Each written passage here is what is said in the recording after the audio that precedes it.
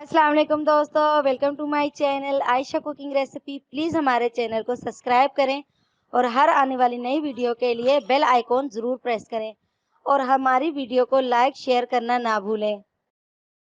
अस्सलाम वालेकुम दोस्तों, welcome to my channel Ayesha cooking recipe. कैसे हैं आप? यकीनन ठीक होंगे। आज हम बना रहे हैं आड़ू का जूस और पीचिस का जूस भी कह सकते हैं। तो जिसके लिए हमें चाहिए 250 ग्राम आड़ू। इसे मैंने छील लिया है और इस तरह 2 पीसेस में कर लिया है, बीच में से गुठली निकाल ली है।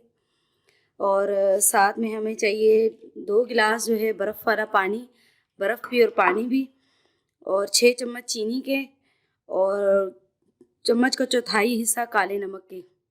तो चलें स्टार्ट करते हैं। ये जूसर का जग लेंगे इस तरह से, इसमें हम ये अपने चीज़ डालेंगे, चीनी डालेंगे और ये नमक और ये बर्फ़ वाला पानी, और इसे अच्छे से ब्लेंड करते हैं। इसे जूसर में डाल दिया है, अब इसे अच्छे से ब्लेंड कर लेंगे। ये देखें फ्रेंड्स, हमारा ज़बरदस्त सा पीच का जूस तैयार है। अब हम इसे गिलास में डालेंगे और इंजॉय करेंगे। आप भी घर में इसे ज़रूर ट्राई कीजिएगा।